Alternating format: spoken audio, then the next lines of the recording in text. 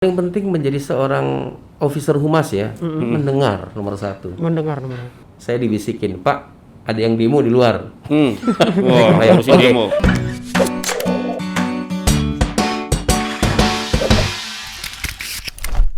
Halo Tribuners, kembali lagi bersama Angga dan juga Mas Danang di Tribun Podcast. Ya, hari ini kita kedatangan orang ganteng di Batam. Asik. Banyak orang tahu karena sering muncul di layar kaca dan sering muncul di depan wartawan, di teman-teman media. Mas-mas Makanya kece jadi ya? famous. Mas kece nih disebutnya. Mas kece. Iya. Senior tapi tetap muda terus nih. Hari ini kita mau ngobrol tentang humas.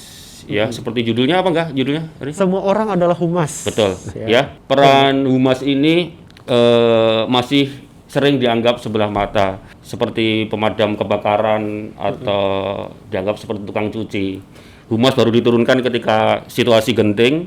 Humas juga sering dicap gagal jika ada serangan mendadak dari instansi, perusahaan atau lembaga negara atau LSM. Tapi humas tidak pernah dikatakan berhasil jika citra perusahaan, instansi dan lembaga negara positif. Begitulah suka dukanya profesi humas. Nah, coba nanti kalau yang ini kayaknya nggak pernah duka. Nggak pernah duka. Kayaknya banyak serunya, banyak asiknya. Sumringah ya. Iya, Selalu tapi sumringah. Nggak kelihatan sumringah ini. ya, tapi coba aja nanti kita gali. Oke. Barangkali ada sisi-sisi dukanya nanti. Kita gali ya. Kita pokoknya gali kita ya. cari tahu. Oke. Halo, ada Mas Dendi di sini. Mas Apa kabar? Dendi. Selamat sore Mas Dendi. Sore, apa kabar? Assalamualaikum. Saya nggak tahu nyapa-nyapa nih. Nyapanya Tribuners boleh, teman-teman boleh. Tribuners. Bebas lah. sih. Tribuners, Betul. halo semua Tribuners. Selamat sore, selamat lapar, selamat menjelang berbuka.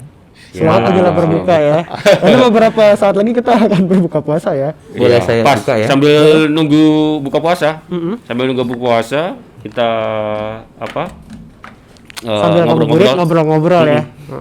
Saya pakai headset ya. Boleh. Mm-mm. Nih Mas Dendi ini adalah salah satu humas ya, protokol dan juga yang baru saja dilantik ya di BP Batam ya. Iya. Kabar-kabarnya nih. Aha. Januari kemarin. Januari tanggal 10. Jadi sebagai apa nih Mas? Yang jelas sebagai apa nih? Kabag Humas, Direktur Humas, Iya, GM Humas atau apa Mas? Jadi sebenarnya kalau tahun lalu saya per bulan Juli itu dilantik sebagai Direktur Promosi dan Humas, samping promosi juga dengan kehumasan. Tapi di Januari 2020 ditambah satu lagi. Jadi sekarang namanya Kepala Biro Humas, Promosi dan Protokol. Kepala Biro Biro Humas Humas, Promosi Promosi dan dan Protokol. Protokol. Banyak juga ya ini. Lumayan. Langsung 3. Langsung 3, pokoknya Langsung 3. lumayan. Pokoknya kita dibuat tidur tuh nggak boleh lebih-lebih lagi dari 6 jam gitu kan. Itu udah berapa lama memang di BP Batam? Saya di BP Batam kayaknya sudah cukup lama ya. Tahun berapa ya? Hampir 19 tahun saya. 19 tahun. 19 tahun. Masuk Dari- di sini 2001. Oh, Mas Doni ini basicnya apa? Backgroundnya apa? Background pendidikannya apa Mas? Kalau pendidikan saya di Airlangga dulu, Lulusan Airlangga. Memang saya suka di Surabaya. marketing dan finance. Jadi saya senang kalau bicara marketing, baik teori maupun prakteknya saya selalu membaca, senang. Saya juga senang menganalisa mengenai finance, keuangan, senang. Gitu. Jadi apa hubungannya dengan humas ya? Oh, Ada ya? hubungannya ya? Ya karena setiap orang humas, jadi nggak perlu kerja, nggak perlu belajar humas. Benar. Semua orang tuh humas gitu loh. Jadi Tidak nggak usah perlu berlatar belajar. pendidikan humas ya. Benar. Kita belajar yang lain karena kita otomatis menjadi humas. Waktu nyampe ke Batam di BP itu pertama gabung di BP sebagai apa Mas? Marketing saya Di- staff marketing. Masuk di BP sebagai staff marketing. Iya, betul. Terus sekarang mungkin bisa cerita Mas, dari dulu digabung di BP sebagai sepak terjangnya marketing. ya. Iya. Soalnya pernah dengar pernah jadi direktur. Iya. Betul? Ini ceritanya gimana nih? Ya. 2001 saya diterima di Otorita Batam, saya bergabung dengan bagian marketing. Ya, pada saat itu memang kita lagi gencar-gencarnya mau promosiin ya. Satu investasi begitu banyak masuk. Alhamdulillah saya dapat kesempatan bisa mengimplementasikan apa yang saya pelajarin dengan pekerjaan saat itu. Kemudian tahun 2006 saya mendapatkan promosi menjadi kepala sub bagian humas. Di situ saya banyak belajar tentang kehumasan. Mulai 2006. Pas 2006 saya banyak belajar mengenai media, mengenai kehumasan, mengenai masyarakat. Ya learning by doing lah ya, banyak membaca. Zaman dulu bahan bacaan belum sebanyak sekarang ya di online ya, kita masih banyak mencari Manual, literatur buku-buku, betul-betul ya kan? manual ya. Dia digabung lah, gabungan. Kemudian saya 2011 saya mendapatkan promosi menjadi kepala bidang komersil di Bandara Hang Nadim. Komersil. Itu juga Sesuai bidang kuliahnya, kan? Sesuai dengan bidang kuliah saya. Saya sangat beruntung lah. Jadi orang sangat beruntung. Saya belajarnya apa, passion saya apa, saya kerjanya betul-betul bisa sama antara passion kerja dan kuliah. Saya kemudian berganti agak nambah sedikit job desk-nya dan jabatannya berganti menjadi General Manager Marketing, GM Marketing di bandara itu tahun 2016. 16 atau 17, 16. Di situ agak nambah sedikit pekerjaannya. Kemudian di tahun 2018 saya mendapatkan promosi menjadi Direktur Pemanfaatan Aset. Itu ya direktur ya? Ya, di Januari 2018.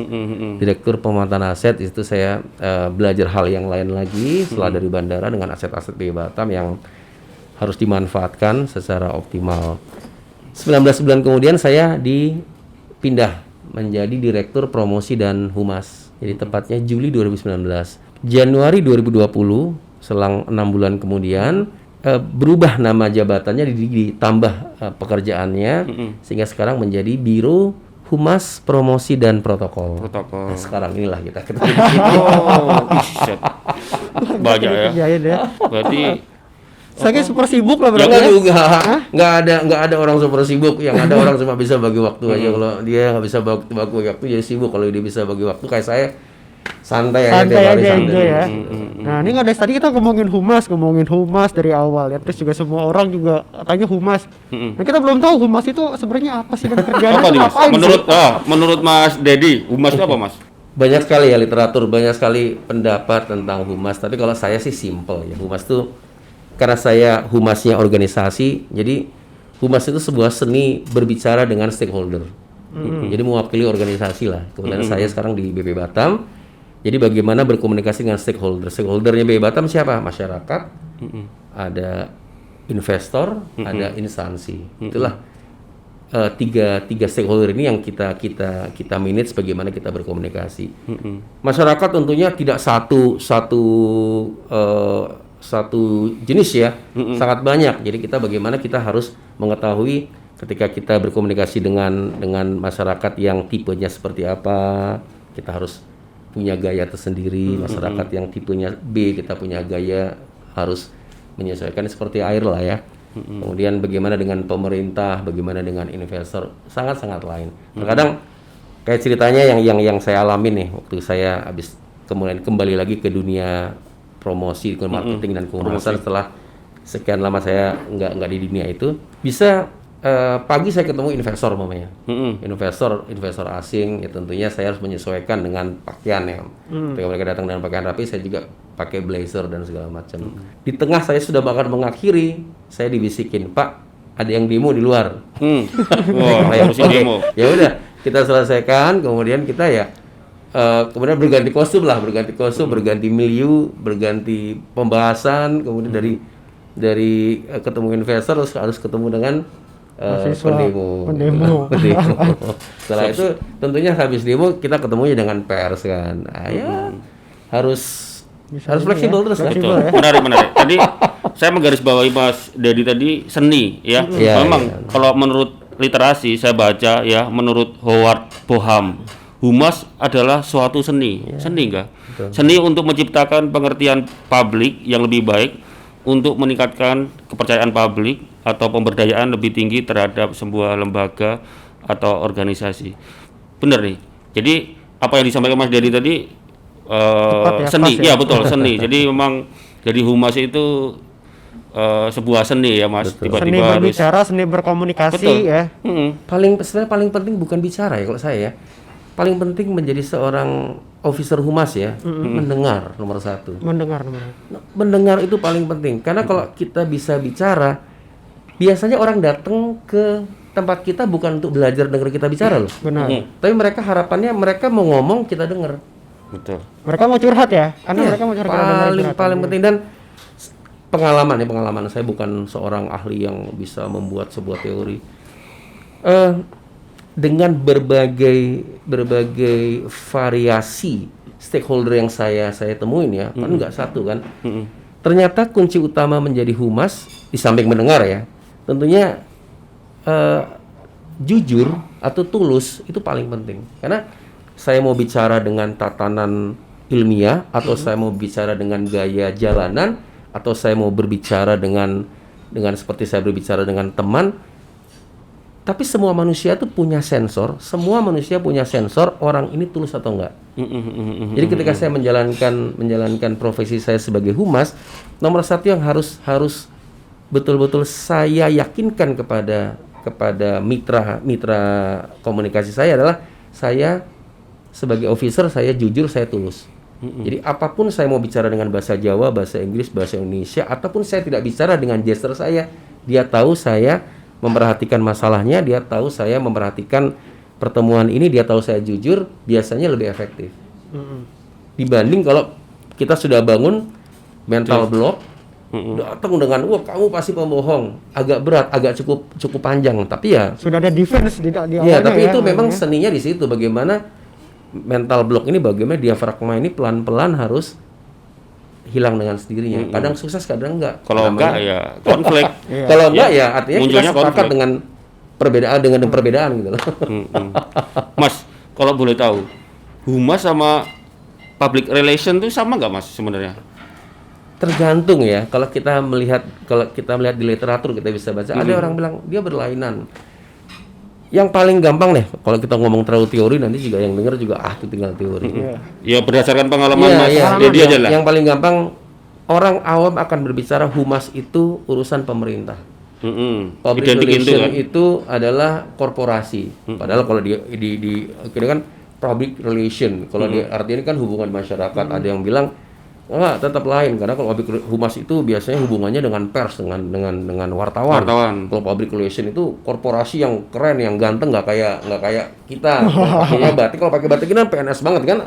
Nah, itu kalau humas itu yang lebih gimana, tapi sebenarnya buat saya sama. Kalau dibedakan humas itu hanya urusan dengan wartawan sih enggak.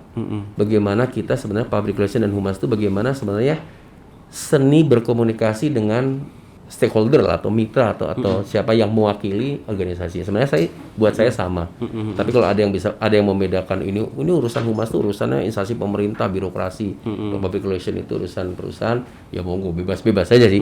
Dalam prakteknya sebenarnya buat saya sama, karena tidak hanya saya batasi dengan teman-teman pers, tapi juga ormas bisa, atau pribadi pun. Betul. Kalau WhatsApp kita pribadi, mau dari negara mana juga WhatsApp kita pribadi. Iya. Sering banget, dan 24 jam. Sekarang kan kita di era digital ya, semua serba sosmed, serba digital. Iya.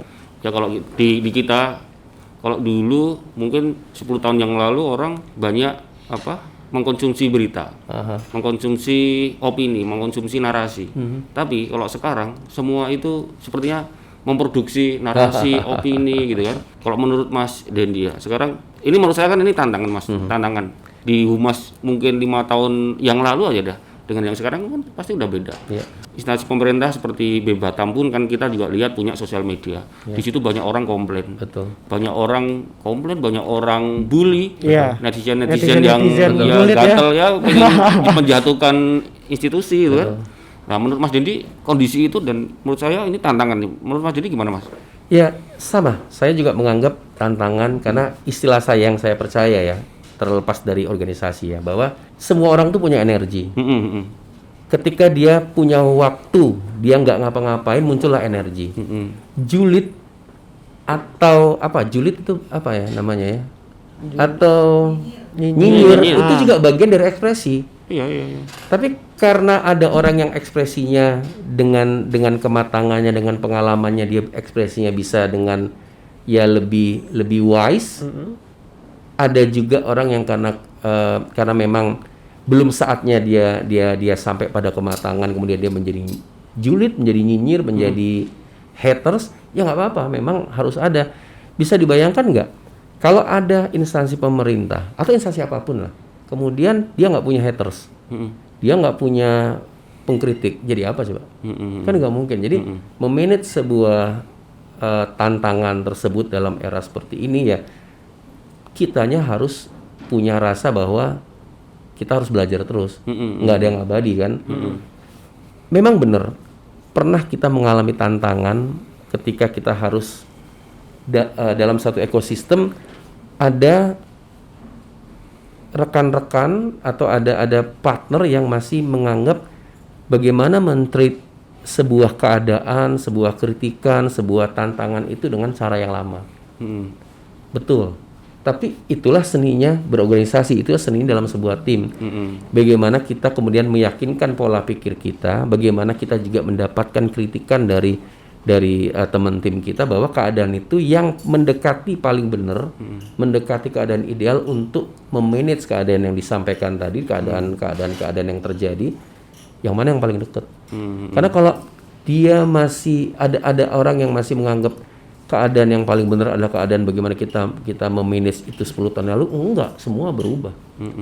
Semua berubah. Kita tahu waktu ya istilah millennial kills everything sebelum Covid datang, semua berubah. Dan kenapa kita harus terus membaca, terus belajar ya karena keadaan itu menjadi tantangan. Sama seperti gini, Mas. Saya sampai sekarang masih percaya apa yang dilakukan sama Jeff Bezos terhadap Washington Post itu akan menjadi contoh bagi teman-teman lain di sisi media. Sekarang semua orang bisa menikmati, mengakses berita, baik hoax atau berita yang kurang akurat atau akurat, dia bisa menikmati. Tapi lama-kelamaan kan semua manusia punya sensor, ini harus melalui two-step verification atau enggak.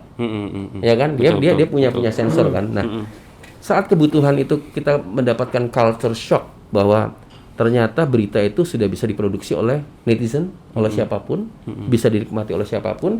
Kemudian orang pada saat itu menganggap ini semua benar. Resep untuk nggak kena COVID masuk di WhatsApp, di-share kemana-mana, nggak tahu siapa yang nulis. Itu kan contoh seperti itu. Pada akhirnya nanti akan muncul satu keadaan, saya percaya bahwa kita manusia juga memerlukan filter, memerlukan sebuah kepastian bahwa saya pingin berita itu pasti, baru saya lakukan share atau baru saya konsumsi.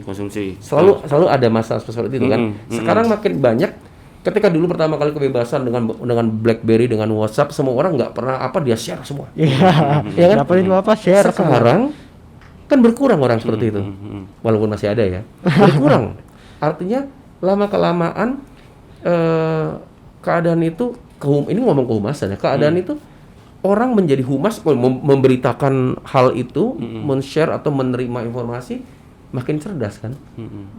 Karena apa? Bukan karena dia sekolah, tapi karena pengalaman, based on pengalaman kan? Based on pengalaman. Jadi tantangan itu selalu ada, tinggal bagaimana kita memaintain seni. Selama kita menganggap ini seni, kita berkembang. Tapi kalau kita menganggap ini teori, kita nggak berkembang. Betul, Mas. Tadi ya, saya jadi ingat cerita kasus ya, kemarin sempat rame. Tadi kalau Mas Dedi sampaikan tugas humas itu mendengar. Saya baru ini langsung ngah ya. Kayaknya memang dan saya setuju dan sependapat bahwa fungsi dan tugas humas yang pertama mendengar. Kenapa saya bilang setuju? Saya pernah dengar yang kasusnya Rius Fernandes yang Garuda, Mas. Oke. Iya. Yeah. Menurut saya itu kasus kehumasan atau public relation yang blunder. Berarti ya ini menurut saya ya, ini mohon maaf nih dengan Garuda Indonesia ya.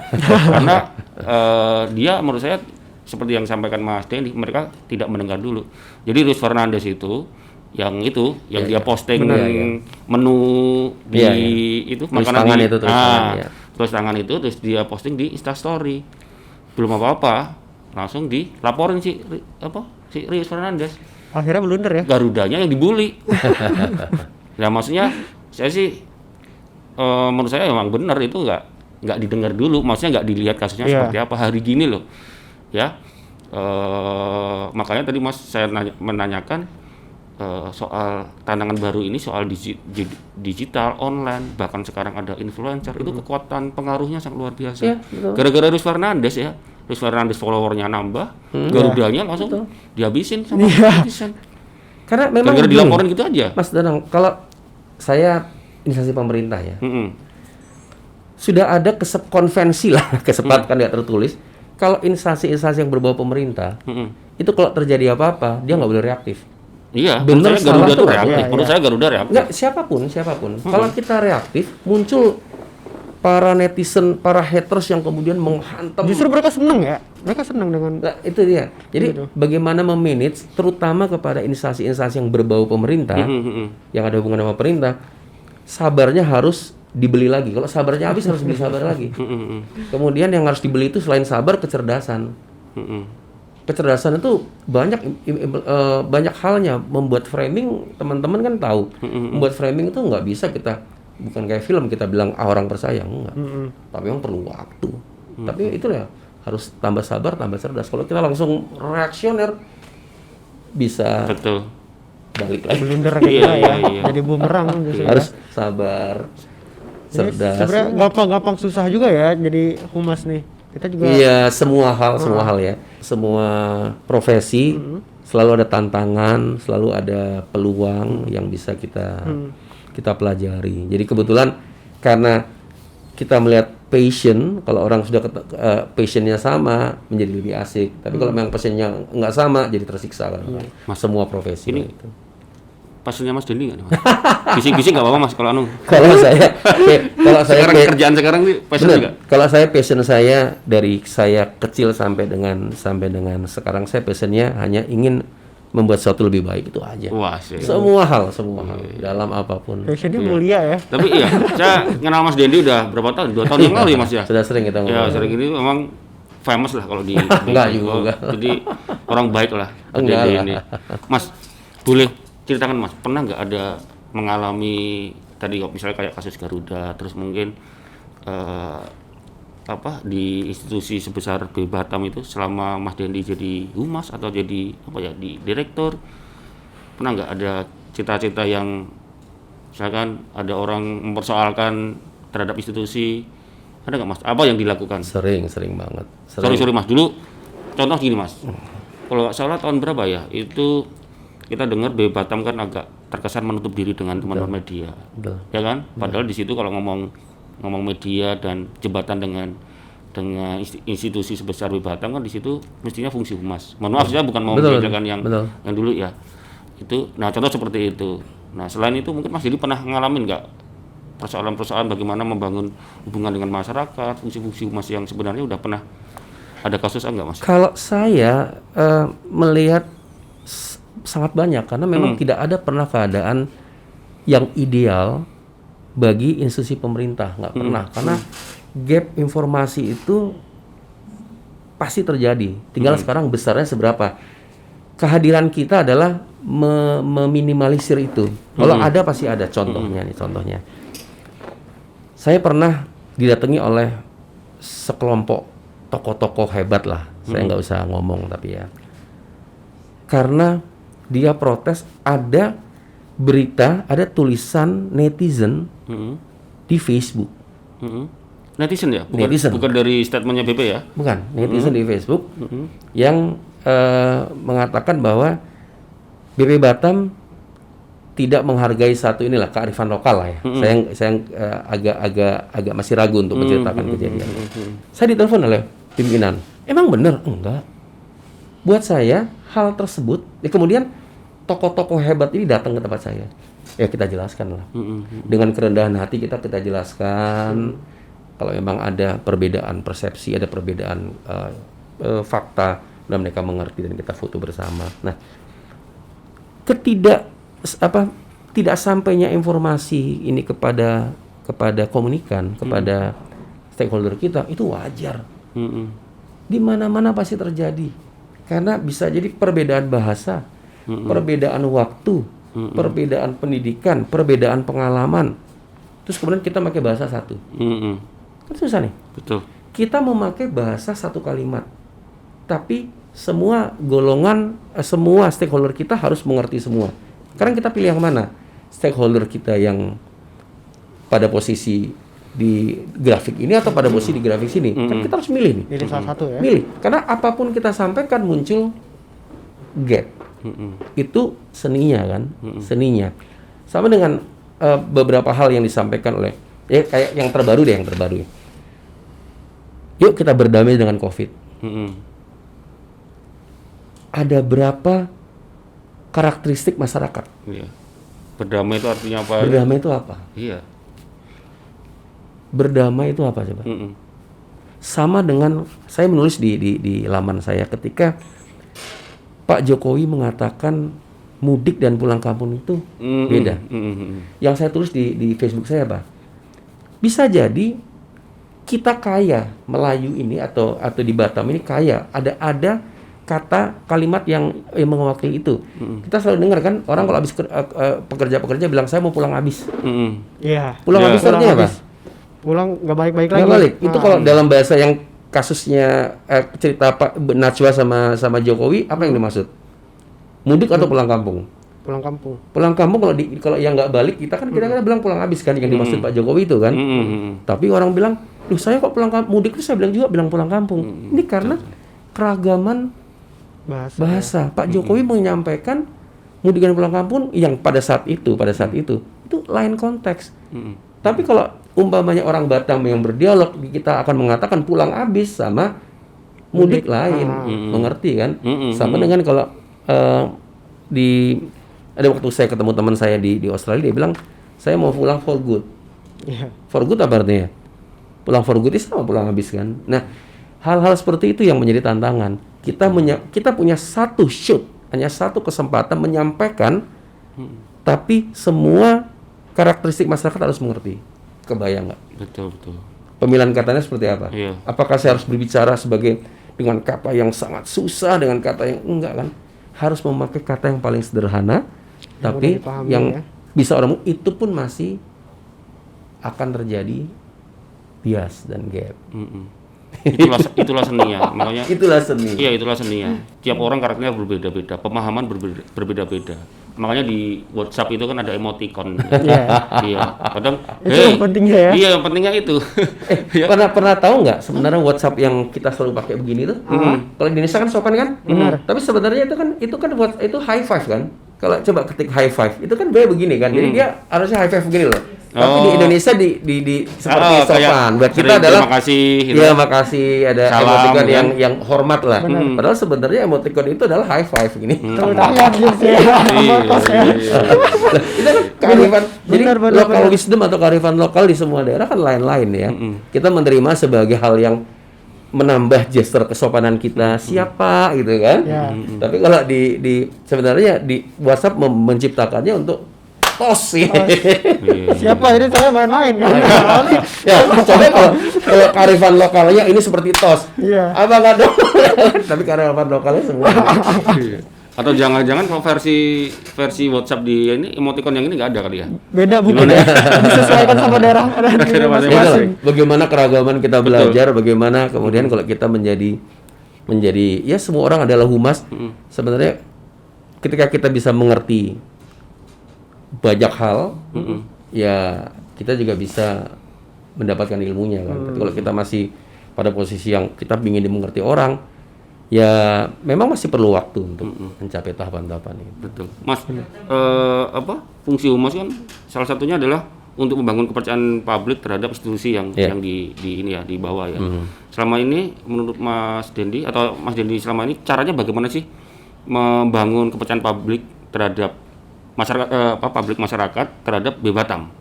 Apa Mas? Kalau saya ya, apa yang dilakukan? Yang kita lakukan di masa-masa ini adalah membangun komunikasi yang sangat-sangat saya kaget. Yang tadi Mas Dadang bilang, ada beberapa elemen masyarakat yang datang ketemu saya dan mengatakan BBatam tuh susah untuk ditemuin. Dulu itu, kalau sekarang nggak. Sampai sekarang pernyataan itu masih saya dengar. Kan koreksi buat kita. Saya itu loh, handphone saya 24 jam. orang bisa ketemu kapanpun, asal waktu saya ada kegiatan nunggu sebentar ya, bisa nunggu. Tetapi tetap namanya persepsi itu terjadi. Ya untuk mengganti persepsi kan perlu waktu kan. Ya waktunya juga belum bukan 1 hari 2 hari ya. Kita lihat nanti tahun depan, 2 tahun lagi bagaimana keadaan itu. Itu yang kita lakukan adalah membuka diri selebar-lebarnya, mendengar tadi, membangun komunikasi dengan stakeholder, jujur dan tulus. Buat saya, satu orang kemudian mendukung kita atau percaya dengan kita dari nggak percaya, itu sudah progres. Karena dengan dia puas, dia akan cerita kan, kayak nasi padang juga lah, gitu kan. Tapi tidak akan membuat 100% mengerti, ya nggak mungkin itu, nggak mungkin. Tapi ya tidak ada kata berhenti, tidak pernah ada kata selesai, itu aja sih prinsipnya. Nggak bisa, karena teman-teman ini berbagi tugas kehumasan. Ketika orang percaya dengan institusi kita, saya bilang BPB Batam nih, karena apa yang dilakukan, informasinya sampai efektif, ya, sampai efektif tentang program-program. Mentok-mentok masyarakat tidak akan bilang saya dukung kamu, enggak. Tapi diam. Dengan masyarakat diam, dengan stakeholder kita diam, yang biasanya menyerang terus menjadi diam, itu sukses. Jangan pernah pemerintah berharap ada orang terima kasih. Contohnya, kita pernah nggak terima kasih sama founding father kita yang bangun Bandara Hang Nadim sampai kita bisa pergi kemana-mana? Kita malah pernah nggak tahu siapa ya, kita pernah nggak berterima kasih jalan-jalan itu dibangun begitu lebarnya oleh zaman-zaman Pak Rudi? Kita pernah nggak menyampaikan terima kasih itu? Kita pernah nggak terima kasih sudah dibangun waduk-waduk sehingga kita bisa merasakan air dengan mudahnya? Dengan kita menikmati, kita nyaman, kita diam, itu sukses. Benar. Pembangunan dan PR-nya sukses. Tapi kalau dia masih melakukan aksi protes yang kurang benar, kalau protes benar nggak apa-apa lah ya. Itu artinya kita masih ada gap dalam penyampaian informasi kepada stakeholder kita yang harus kita perbaikin. Ya tadi itu informasi kita sampaikan benar. Tapi kalau cara bahasanya tidak sederhana, tidak efektif, yang juga. Iya. Gitu kan? Kita harus tahu mereka ada karakteristiknya yang paling banyak di mana nih. Kita bicara dengan waduh gaya bahasanya bahasa Londo, ya bisa-bisa nggak sampai ketika karakteristik teman-teman rekan-rekan ini tidak pada tipe penyampaian seperti itu. Ya, Mas Didi tadi kan ngomongin masalah sudut pandang masyarakat terhadap BP Batam ya, yang dinilai kinerjanya kadang masih kurang maksimal, yang dibilang katanya sulit untuk ditemui. Nah ini untuk Mas Dedi sendiri nih, stigma masyarakat yang menganggap bahwa humas itu pinter ngeles tuh setuju gak? Humas itu kan pinter ngeles ya? Kalau pinter ngomong, saya pastikan iya. Mas Dedi pinter ngomong. Tapi bener nggak Mas itu Mas? Iya. Pinter ngeles gini, kalau pinter ngeles, kalau ditanya ke saya bilang enggak. Sebenarnya ngeles itu adalah bahasa yang dipilih oleh komunikan ketika keinginannya atau maksudnya dia itu tidak diiyakan oleh lawan bicaranya. Enggak. Ini ngeles enggak kah? Kalau kita lihat salah satunya. Karena benar, karena fakta kan sama dengan saya datang ke Mas Danang ya. Terus menanyakan mbaknya, Mas, saya udah pesan iklan kenapa nggak terbit? Ya kan? Yang saya mau dengar adalah oh iya maaf saya lupa. Yang saya mau dengar gitu. Padahal yang terjadi, kata Mas Danang, saya itu dapat iklannya sudah jam 9 malam. Anak buah saya bilang iya karena yang bilang marketing. Sedangkan di bagian produksinya bilang dia udah nggak tahu keadaannya. Sampai saya diprotes. Keadaan seperti itu pasti kan? Mas Danang nggak tahu detail, tapi ditemuin. Dia hanya bisa bilang, oh iya ada kesalahan produksi, bla bla bla bla. Sedangkan si orang yang marah-marah tuh maunya, kamu nggak salah, kamu pokoknya begini, begitu. Kemudian kamu cuma ngeles. Kan semua kejadian begitu. Karena apabila komunikasi tidak efektif, muncullah istilah-istilah ngeles, istilah-istilah kamu bohong, istilah-istilah kamu nggak profesional. Karena komunikasi nggak efektif kan. Tapi coba kalau komunikasinya efektif, semua tahu keadaannya. Si pemesan tahu bahwa yang saya temuin itu hanya seorang marketing, bukan orang produksi, ya kan? Si pemesan tahu, Mas Danang itu pokoknya taunya terima dia ngeliat untung rugi aja, dia nggak tahu seperti itu. Tapi dapat dia kan tahu dia kan. Tapi inilah yang memang terjadi. Tidak semua orang mengerti, tidak semua orang punya empati. Kalau orang punya empati juga habis waktu kan. Terjadilah gap di situ, lah muncullah istilah-istilah tadi apa? Ya, banyak istilah. Ya kurang koordinasi itu istilah paling halus. Ya. Ya kan, kalau nge-live itu istilah inilah istilah sehari-hari.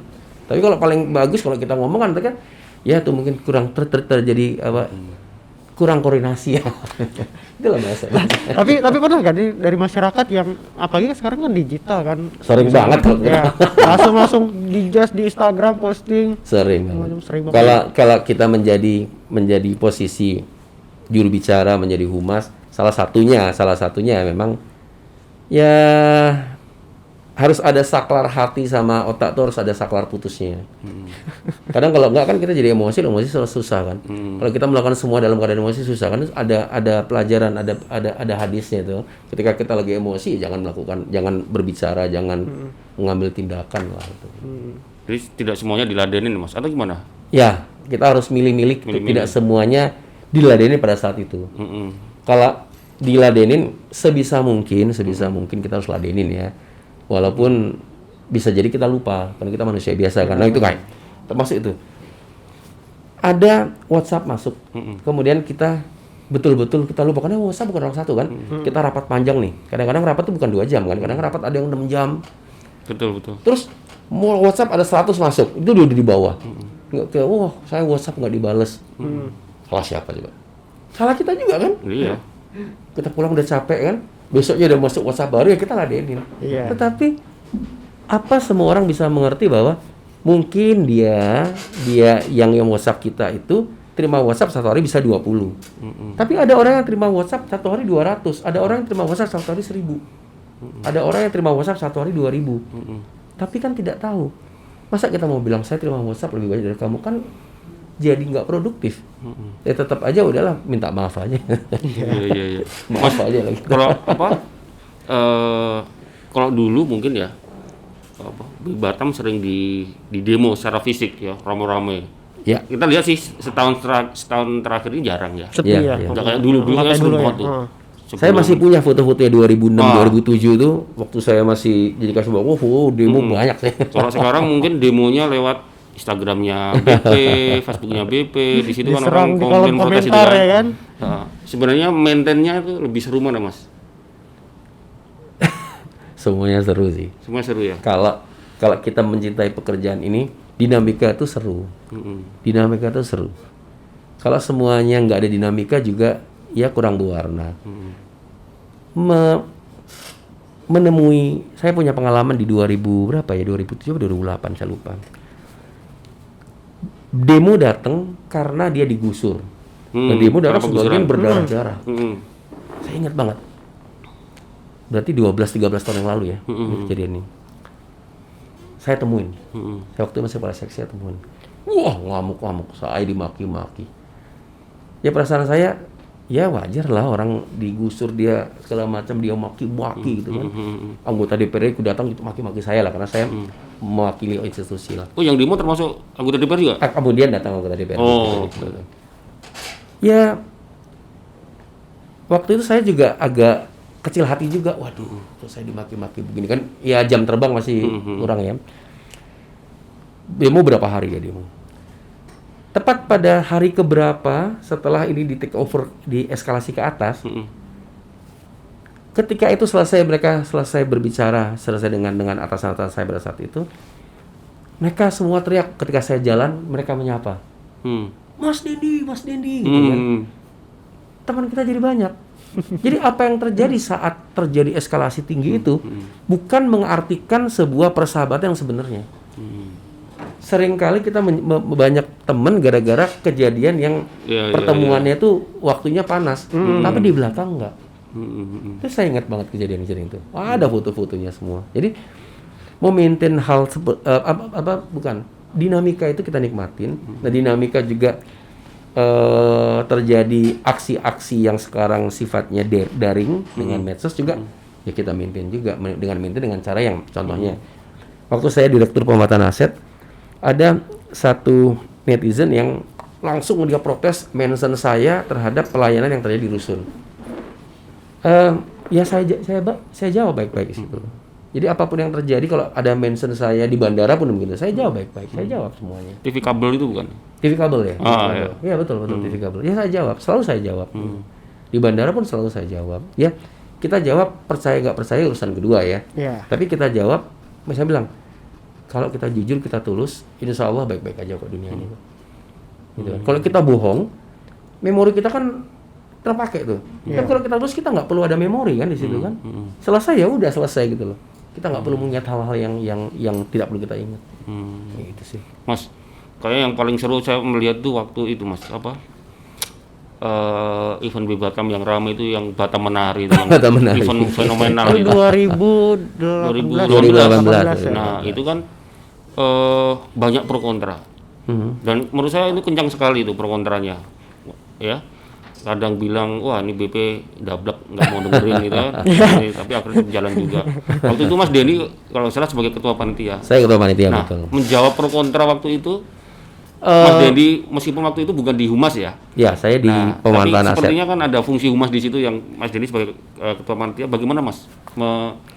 Ya, waktu betul. itu nanggapin pro kontra saat itu caranya gimana? Memang ada pro kontra yang cukup tajam pada saat itu. Namun tentunya sebagai kita melaksanakan arah organisasi harus kompak nomor satu, kita internal kompak dulu. Internal ya, kompak ya, dulu. harus kompak dulu. Kemudian untuk memanage kontra itu perlu di manage. Tentunya pertama manage-nya persuasif. Persuasif dengan menjelaskan, dengan mengundang. Banyak sekali elemen yang kita undang dan kita jelaskan. Saya hari itu setiap hari selalu melakukan pertemuan sekecil apapun. Jadi baik di kantor maupun di luaran, di Batu Aji, di Sungai Panas, di Batam Center, di Tiban, saya keluar terus. Siang, sore, malam saya keluar. Saya punya dokumentasi, kalau cari dokumentasi di Facebook saya selalu dokumentasikan apa yang saya lakukan. Untuk memanage kontra atau mengimbangi kontra, karena pro kontra pasti ada, nggak mungkin nggak ada pro kontra. Tapi kita mengimbangi dengan berita, mengimbangi dengan informasi, mengimbangi dengan tujuan, dan kita sendiri yang turun. Capek nggak usah dihitung lah capek itu, nikmatin aja. Nah hanya itu yang bisa kita perbuat. Mengenai kemudian masih muncul kontra, pasti masih. Tapi tujuan kita adalah bagaimana posisi kontra yang tadinya segini itu turun. Bisa Walaupun diredam turun ya? sedikit, turun sedikit pun itu sebuah progres ya, sebuah progres. Karena mengenai sejatinya salah atau benar bukan urusan kita lah, itu urusan masing-masing. Tetapi memberikan informasi terhadap semua hal, terus Batam Menari itu luar biasa memang. Kita turun, saya sendiri turun ke seluruh pelosok lah, seluruh tempat untuk kemudian menjadi duta menjelaskan ini kegiatan ini untuk apa itu aja sih. Iya, jadi setiap kebijakan tuh ya nggak mungkin ya menyenangkan semua orang Mas ya. Ya tinggal bagaimana fungsi Humas di situ menurunkan tensi kontranya itu kan, meminimalkan konflik. Bayangkan jadi presiden Mas. Nah iya. Ini baru Humas ya. Humas ya pusing ya. Nggak juga sih. Nggak. Ya kalau kita yakin kita nggak punya satu kepentingan, maksud kepentingan dalam tanda kutip itu baik-baik aja kok. Gitu. Kalau perbedaan itu biasa aja kok. Mas tadi banyak juga cerita tadi mengenai pengalaman yang nggak enak ya, kayak tadi menghadapi demo lah, menghadapi bukan nggak enak, pengalaman seru. Lah. Kalau untuk pengalaman lucu ada nggak sih pengalaman lucu? Ini kita kan nggak tahu. Ternyata selama ini juga banyak mengalami hal-hal kejadian lucu saat menjadi humas itu.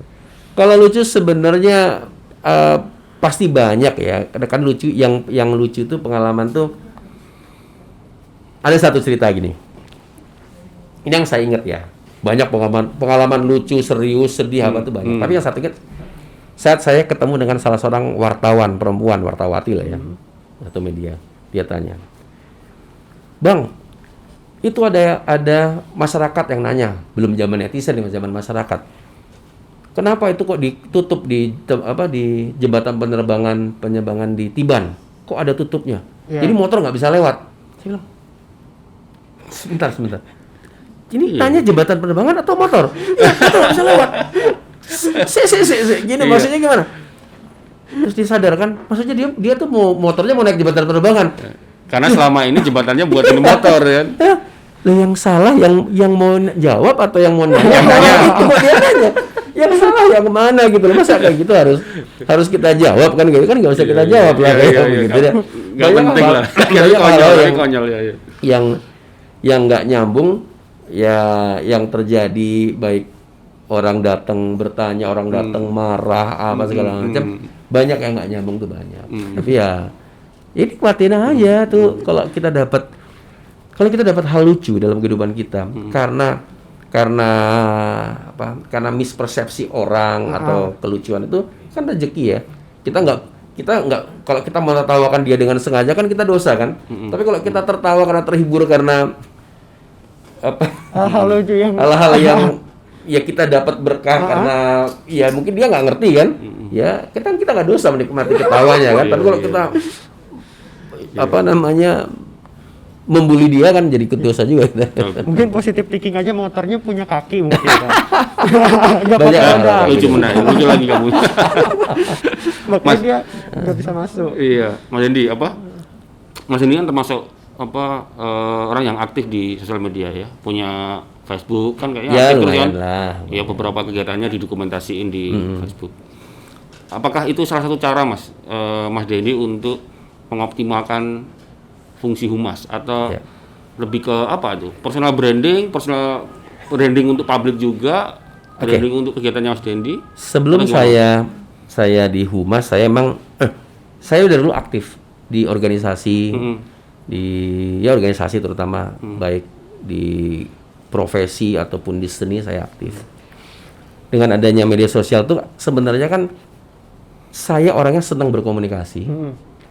Ditambah dengan diberikannya wadah komunikasi yang ideal seperti Facebook, Twitter, Instagram ya Facebook kalau saya platformnya Facebook lebih optimal. Nah, dengan kita bisa berekspresi di Facebook. Pertama, tanpa organisasi saya ingin mengekspresikan diri saya, bisa membangun jaringan dengan siapapun yang mengetahui tentang kita dan membangun jaringan. Tentunya ada yang sama hobi, ada yang menjadi menarik gitu kan. Tapi dengan saya punya organisasi, ini bisa membantu menyampaikan informasi-informasi tentang organisasi saya. Saya sadar betul itu. Saya sadar betul. Saya bukan tipe orang yang suka sekarang ya. Mungkin bisa aja kalau saya membaca postingan saya 11 tahun yang lalu, ya pasti berbeda ya. Bahasanya, tatanannya pasti berbeda ya. Tapi saya memilih untuk tidak pernah menjelekkan satu pihak. Saya memilih tidak pernah untuk menjudge orang lain. Saya memilih hanya bercerita tentang saya, keluarga saya, organisasi saya. Jadi itu yang saya lakukan. Jadi mengenai orang kemudian membaca, menikmati hal-hal tersebut, ya silakan.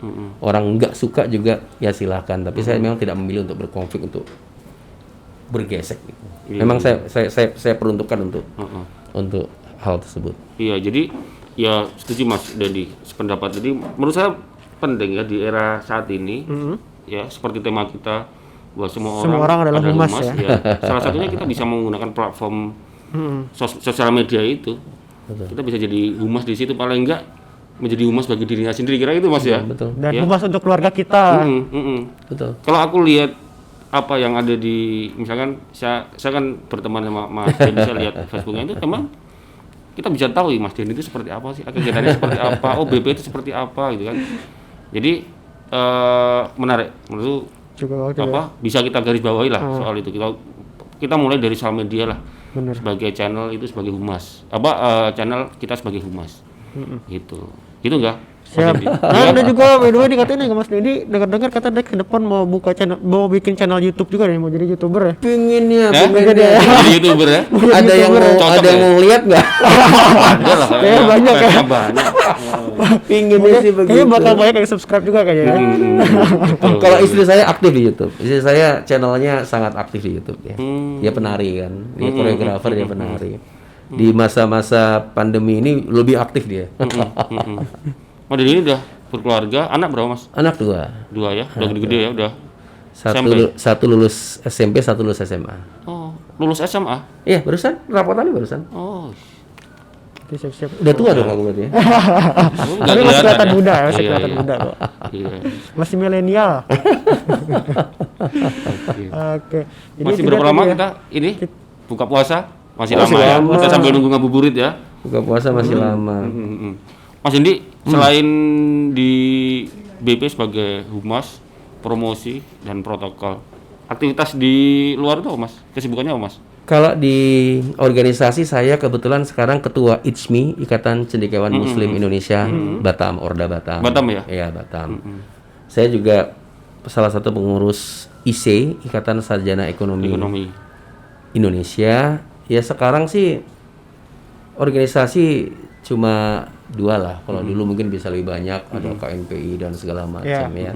Tapi sekarang bertambahnya usia, yang bisa kita lakukan juga sudah terbatas karena kesibukan kantor. Saya juga family man ya, saya juga harus membagi waktu dengan keluarga dan organisasi ya. Lebih bagus kita batasin daripada nanti nggak amanah, Bos. Oke, Siap. Ya, kayaknya perlu banyak belajar nih soal humas Enggak Mas juga. Dendi ini. Nggak ada, Humas belajar sama sendiri-sendiri.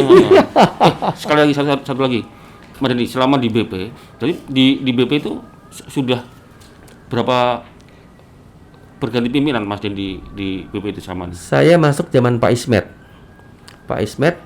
Pak Mus, Pak Tanto, Pak Lukita, Pak Edi, Pak Rudi, 6. 6 ya? Ya, 6. Oh, kok selama apa di BP sudah berganti-ganti posisi jabatan pekerjaan, yang paling menurut Mas Dendi paling enak di mana, Mas? paling enak, paling Sama nyaman. semua Ya. tipenya. Dia namanya bilang Peter Glass dia.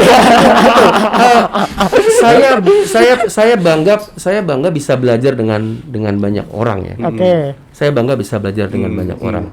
Ada yang tipenya agresif, ada yang tipenya pinginnya stabil, ada yang memang kecerdasannya luar biasa, ada yang diplomasi luar biasa. Mereka banyak sekali menginspirasi saya.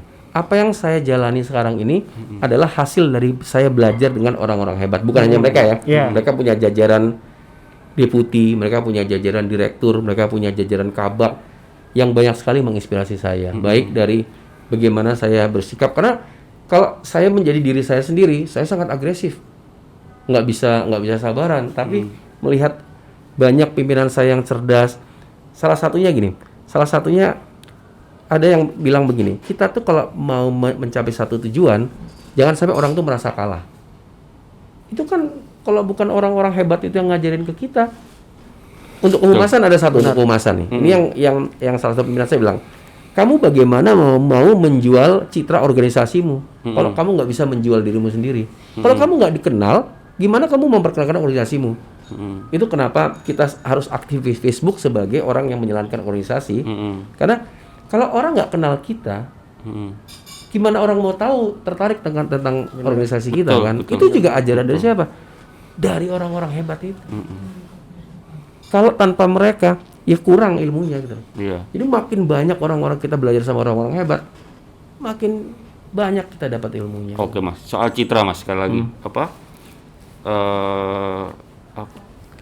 sebagai kepala biro humas di BP, menurut Mas Dendi, citra BP Batam saat ini di mata masyarakat seperti apa, Mas, sekarang?